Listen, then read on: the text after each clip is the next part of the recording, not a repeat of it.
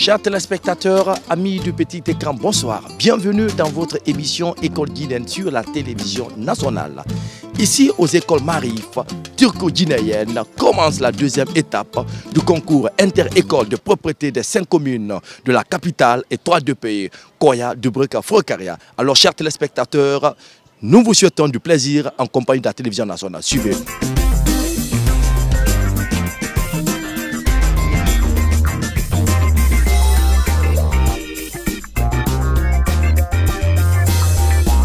Bonjour monsieur. Bienvenue. Merci, merci.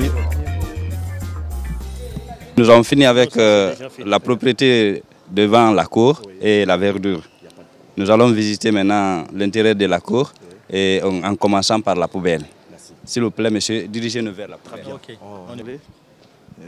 Voilà, nous allons vers la poubelle. Oui. Voilà, c'est derrière là. Et voilà la poubelle qui est là.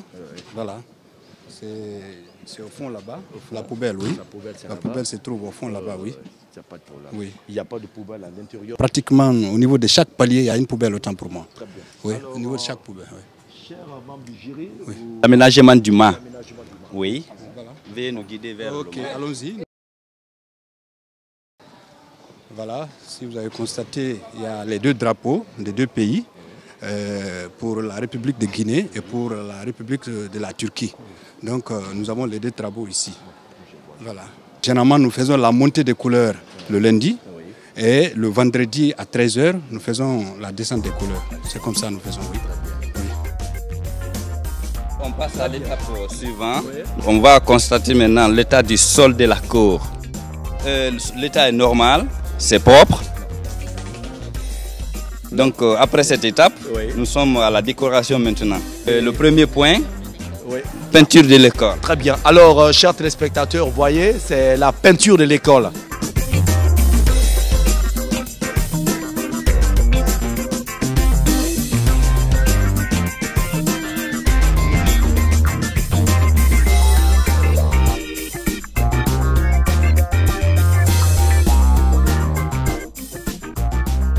Après la peinture de l'école, nous La allons peinture, passer à l'autre étape qui est le dessin et écriture civique.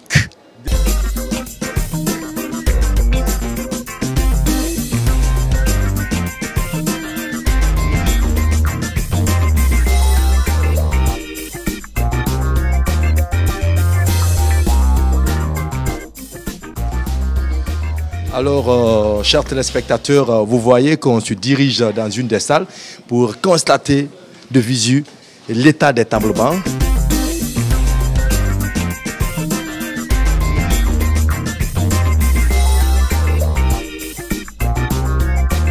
Regardez l'état des tableaux bancs, vraiment, pour ne pas trop dire, c'est bon. C'est bon. Et les élèves sont disposés à 2 par banc.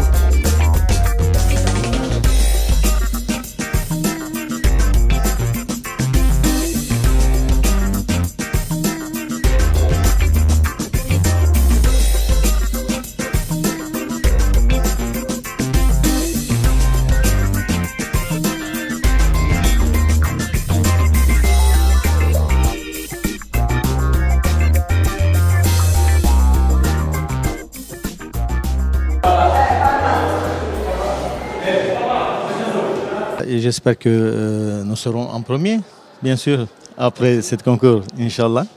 Voilà, là, vous êtes bienvenus dans nos écoles. Merci. Nous sommes venus ici il n'y a pas longtemps, il y a 1 an à peu près, comme ça. On a ouvert les écoles Marif turco-guinéennes. Là, ici, nous sommes venus comme remplaçants. Avant, il y avait des autres qui ont eu une citadelle et qui ont fait du mal comme ça en Turquie, une tentative et un coup d'État comme ça, échoué heureusement.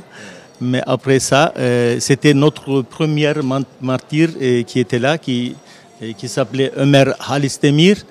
On a nommé notre école comme ça. Oui, c'est ça. On appelle ça l'école Ömer Halis Demir. Ça veut dire, c'est son nom. Ce premier martyr, c'était le 2016. 15 juillet, il y a eu une tentative coup d'État en Turquie. Vous savez, tout le monde le sait. Heureusement échoué. Mais après, 250 à peu près morts, des milliers de blessés comme ça. Lui, il était premier martyr dans cette histoire-là. C'est pour cela qu'on a nommé ici Ömer Alisdemir. On a donné le nom de lui là. Voilà, c'est ça le tableau qui signifie ça.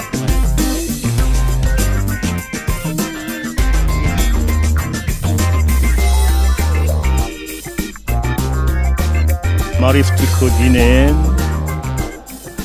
est une école d'excellence implantée dans la commune de Ratoma il y a 2 ans, dans le cadre de la coopération guinéo-turquoise. Depuis leur arrivée, ils se sont battus corps et âme pour implanter cette école. Après le tour qu'on vient de faire, dans la cour de l'école, dans les classes, dans le laboratoire, dans les toilettes, on n'a vu que du renouveau là-dedans. Nous sommes très fiers de voir cette école implantée dans la commune de Ratoma, qui est la bastion des écoles privées en Guinée. Nous sommes très satisfaits de la visite. Nous remercions les encadreurs et surtout les initiateurs, à commencer par notre ministre de l'Éducation nationale et de l'alphabétisation, qui a, à son tour, ordonné la venue de ce projet en terre guinéenne. Et surtout, en commencer par Ratoma. Nous sommes très fiers de ce projet. Très bien.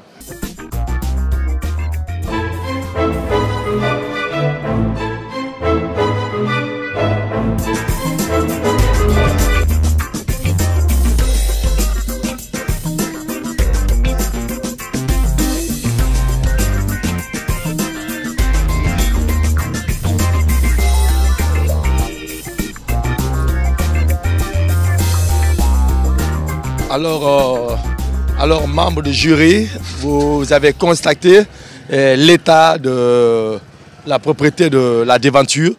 Espace vert. Monsieur? Il n'y a pas d'espace vert ici à l'extérieur. Oui, oui. Ça, c'est à l'extérieur, oui. Très bien. Ah ouais.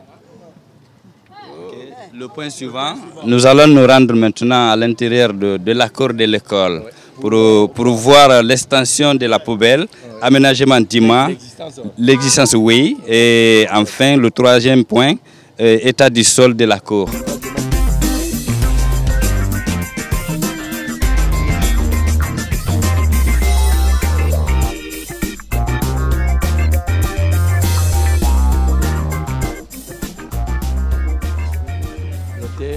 C'est l'existence de poubelles. Il y a des poubelles aussi dans les salles de classe. Oui, les enfants ici qui utilisent ici des cahiers, des trucs qu'ils veulent mettre ici de côté, ils mettent des bouts de papier là à l'intérieur. Ils ne peuvent pas sortir tout ça maintenant. Là. On peut vérifier aussi. On peut vérifier, oui. C'est le mât qui est juste à côté. On doit être autour du mât. Nous devrons être ici autour du mât, oui. Qu'est-ce que vous constatez ici? Il n'y a aucun problème, il y a la propriété qui est là.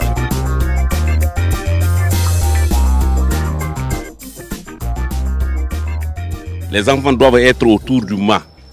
Ce n'est pas dans la logique, oui. C'est comme ça, monsieur.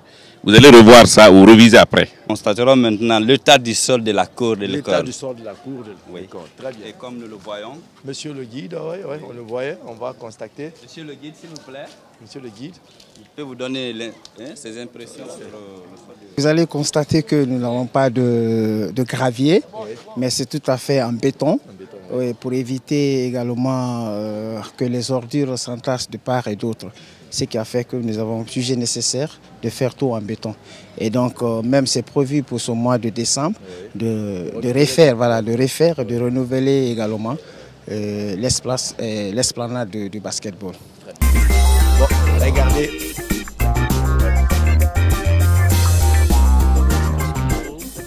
Il n'y a pas de problème. Vous voyez l'école, la peinture est déjà là. Et le bâtiment principal est totalement carrelé. Cela nous rassure que c'est une grande école qui fait la fierté de la commune de Ratoma. Merci. Très bien. Merci. Après ce passage, Vous avez fini de noter? oui, la notation est faite. Donc après, nous sommes maintenant au dessin et écriture civique.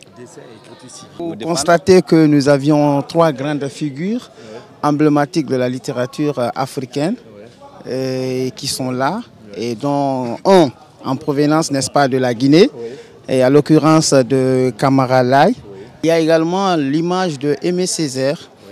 Nous avons également à côté Léopold Sédar Senghor, et l'ami intime à Aimé Césaire, qui fut également son compagnon de lutte contre la négritude. Passons à l'étape suivante, c'est-à-dire vue d'ensemble de l'école. Dans une classe maintenant qu'on va aller pour constater l'état des tables bancs.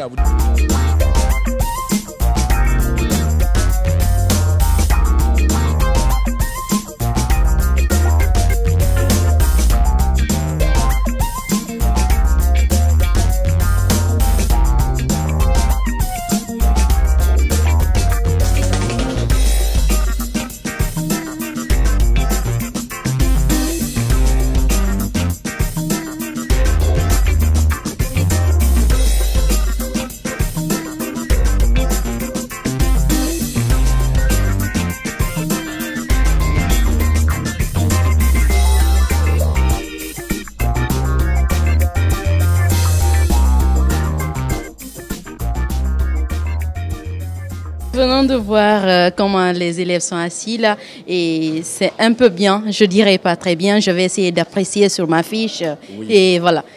Enfin, c'est vous qui connaissez la note que vous allez attribuer. Ah oui, ça c'est personnel et c'est secret. Merci.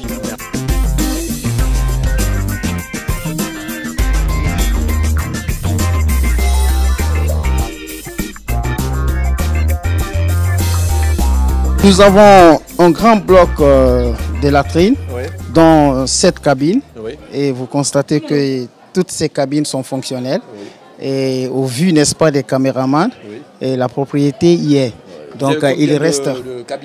Nous avons 7 cabines, dont 3 pour les filles et les autres pour les garçons.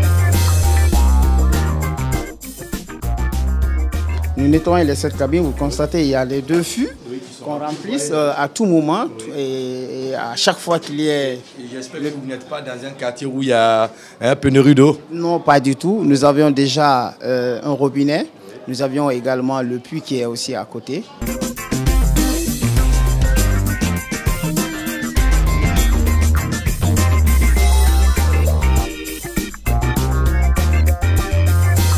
Nous sommes vraiment très contents de les recevoir ce matin. Nous leur disons bienvenue, nous leur souhaitons les bienvenus. Et nous sommes très contents parce que nous savons que la propriété est synonyme de santé.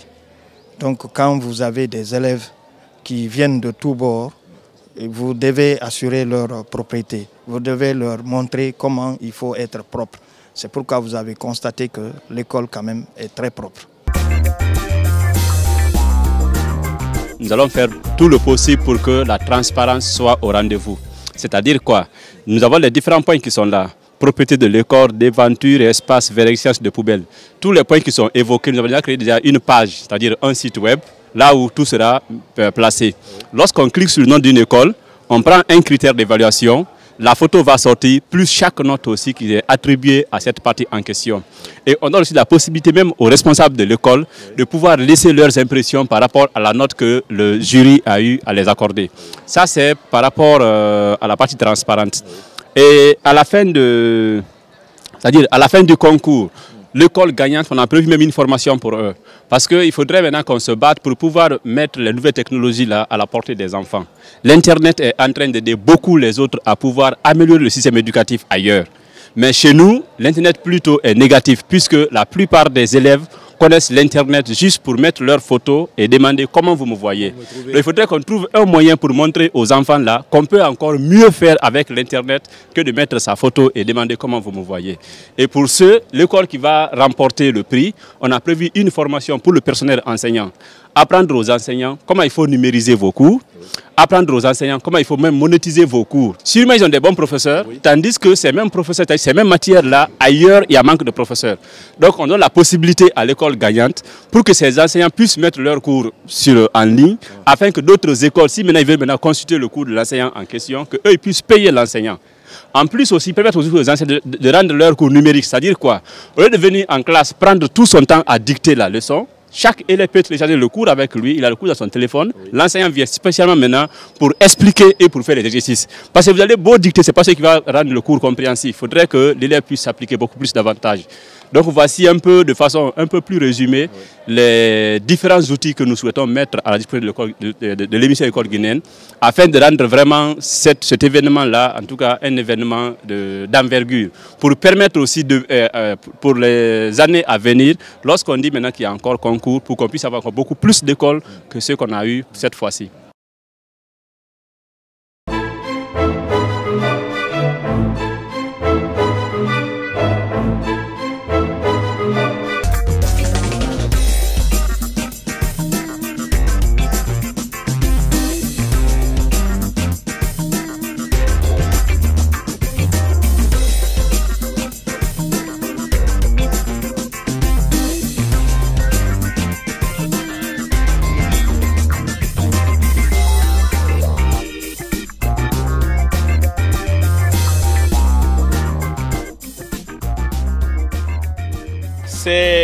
C'est le mât de l'école. Il y a les couleurs qui flottent et aux membres de jury d'apprécier. D'après le mât, nous irons constater aussi l'état du sol de la cour de l'école. L'état du sol, oui. Voyons comme ça. J'apprécie ça. C'est bon. Vous voyez déjà l'état du sol de l'école. Tout est en granit. C'est coûteux, mais l'école a pu, ou l'État a pu quand même, l'école a pu supporter ça. Quitte aux membres du jury d'apprécier. Merci, nous sommes maintenant au niveau de la décoration de l'école. Après, nous venons de la peinture de l'école.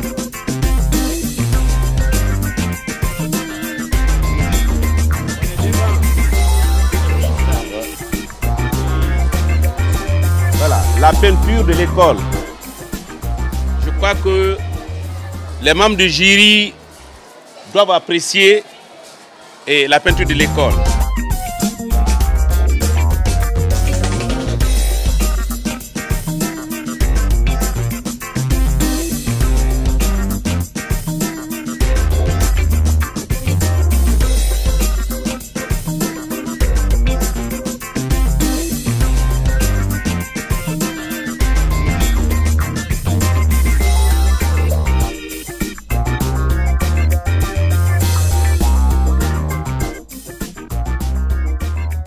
L'entreprise qui avait pris la charge de réhabiliter les choses, bon, c'est l'entreprise là qui devait prendre le plafond en charge. Parce que nous, réellement, on n'a pas de possibilité réelle pour couvrir tout ça. Nous avons 3 blocs pour 3 classes. Donc c'est coûteux.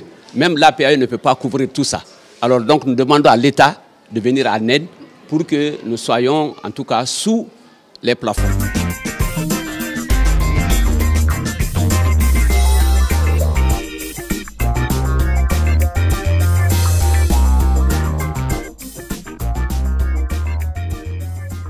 Cette école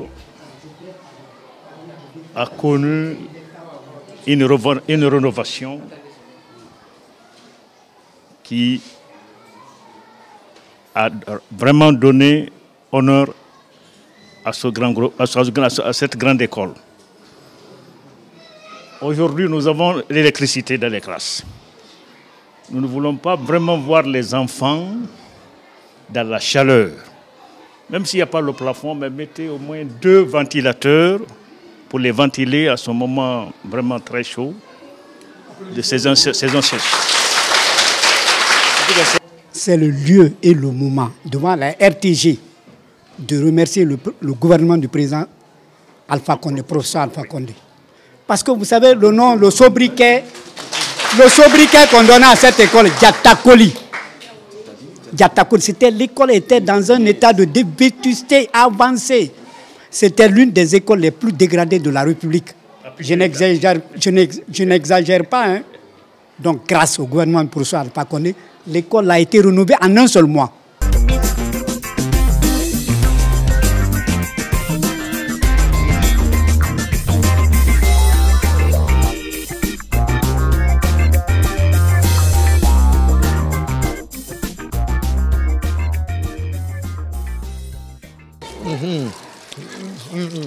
C'est bien.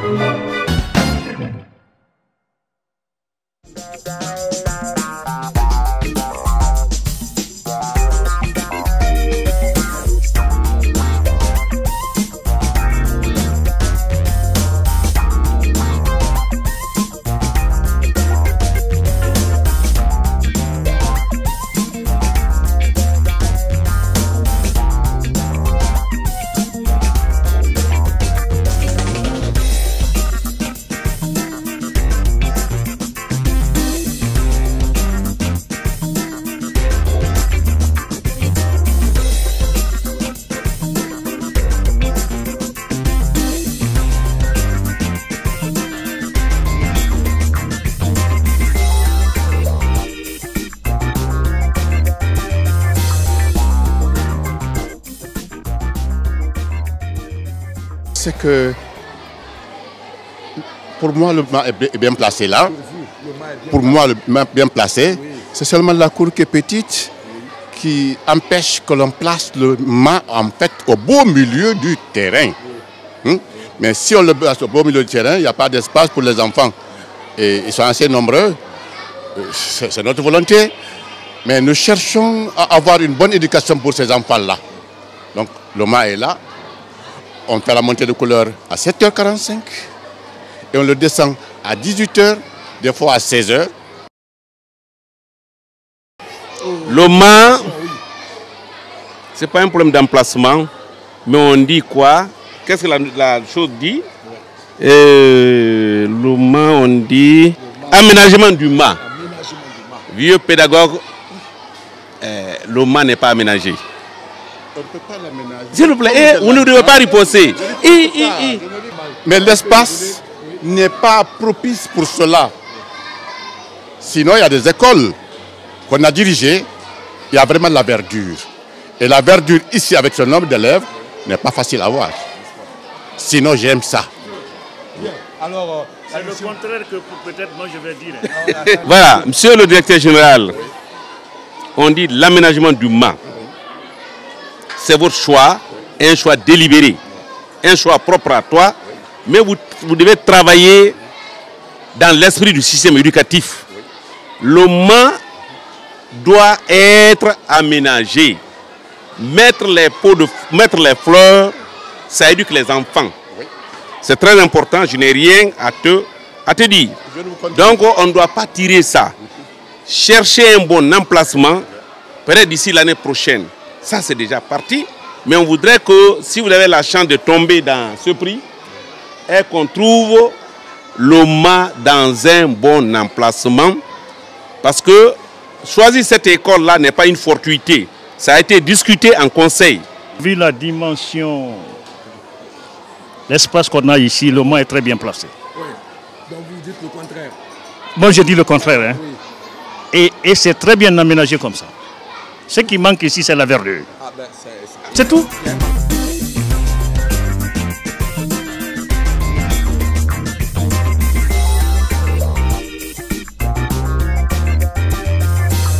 L'école, ami des enfants, ami des filles. Oui. Maintenant, notre milieu propre. Oui. N'est-ce pas? Très bien. La liberté est de faire ce que la loi permet. N'est-ce pas? Oui. intégrons en nous le savoir-être et le savoir-vivre. Très bien. Mais la personne se construit. Nous sommes en train de construire des personnes ici. C'est bien.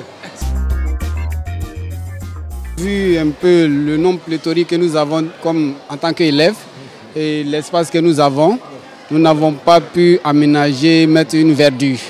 Voilà, ceci nous fait défaut quand même, mais nous y passerons.